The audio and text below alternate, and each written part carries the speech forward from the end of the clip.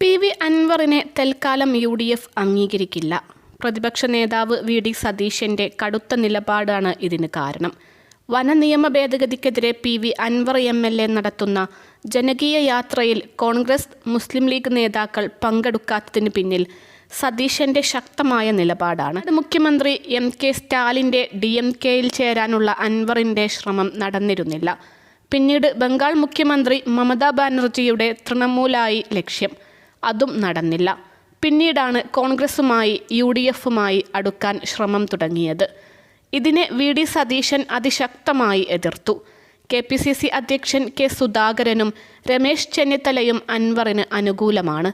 എന്നാൽ പ്രതിപക്ഷ നേതാവിനെ പരസ്യമായി അപമാനിച്ച അൻവറിനെ ഈ ഘട്ടത്തിൽ പരസ്യമായി പിന്തുണയ്ക്കാൻ അവർക്കും കഴിയുന്നില്ല. ഇതെല്ലാം വനയാത്രയിൽ നിന്നുള്ള കോൺഗ്രസ് പിന്മാറ്റത്തിനും കാരണമായി. ജനകീയ യാത്രയ്ക്ക് തുടക്കം കുറിച്ചുകൊണ്ട് പനമരത്ത് നടക്കുന്ന പൊതുയോഗം വയനാട് DCC പ്രസിഡന്റ് ND അപ്പച്ചൻ ഉദ്ഘാടനം ചെയ്യുമെന്നാണ് PV അൻവർ അറിയിച്ചത്.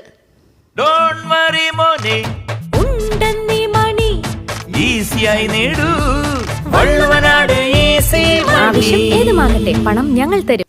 ND അപ്പച്ചൻ്റെയും PV അൻവറിൻ്റെയും ചിത്രമുള്ള പോസ്റ്ററുകളും സമൂഹ മാധ്യമത്തിൽ പങ്കുവച്ചിരുന്നു. എന്നാൽ അപ്പച്ചനും UDFിലെ മറ്റ് നേതാക്കളും എത്തിയില്ല.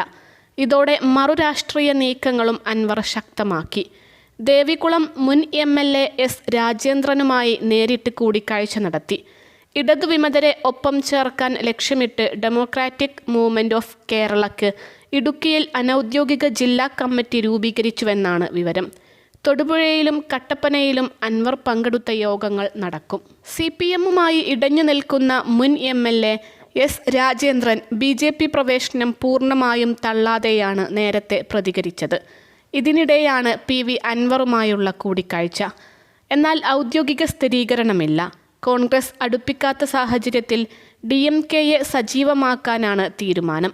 വനനിയമ ഭേദഗതിക്കെതിരെ PV അൻവർ MLA നടത്തുന്ന യാത്രയിൽ നിന്ന് വയനാട്ടിലെ കോൺഗ്രസ് മുസ്ലിം ലീഗ് നേതാക്കൾ വിട്ടുനിന്നത് അൻവറിന് തിരിച്ചടിയാണ്. തൻ്റെ അനുവാദമില്ലാതെയാണ് ചിത്രം വെച്ച് പോസ്റ്റർ അടിച്ചതെന്ന് DCC പ്രസിഡന്റ് ND അപ്പച്ചൻ പറഞ്ഞു. മറ്റാരെങ്കിലും തടഞ്ഞതുകൊണ്ടാകാം അപ്പച്ചൻ പരിപാടിയിൽ നിന്ന് വിട്ടുനിന്നതെന്ന് PV അൻവർ പ്രതികരിച്ചു. മാനന്തവാടി മുതൽ വഴിക്കടവ് വരെയാണ് അൻവറിൻ്റെ ജനകീയ യാത്ര. PV അൻവർ കോൺഗ്രസിലേക്ക് ചേക്കേറും എന്ന അഭ്യൂഹങ്ങൾക്കിടയിലാണ് വനനിയമ ഭേദഗതിക്കെതിരെ പ്രതിഷേധയാത്ര നടക്കുന്നത്. ഇതിൽ ക്ഷണിക്കപ്പെട്ടത് കോൺഗ്രസ് മുസ്ലിം ലീഗ് നേതാക്കൾ. വയനാട് പനമരത്ത് ജനകീയ യാത്ര ഉദ്ഘാടനം ചെയ്യേണ്ടിയിരുന്നത് DCC പ്രസിഡന്റ് ND അപ്പച്ചൻ. അപ്പച്ചൻ്റെ ചിത്രം സഹിതം പോസ്റ്ററും PV അൻവറിൻ്റെ ഫേസ്ബുക്ക് പേജിൽ പ്രത്യക്ഷപ്പെട്ടു. ഇത് വിവാദമായതോടെ ND അപ്പച്ചൻ തന്നെ രംഗത്ത് വന്നു. അനുവാദമില്ലാതെയാണ് പോസ്റ്റർ അടിച്ചതെന്ന് തുറന്നടിച്ചു.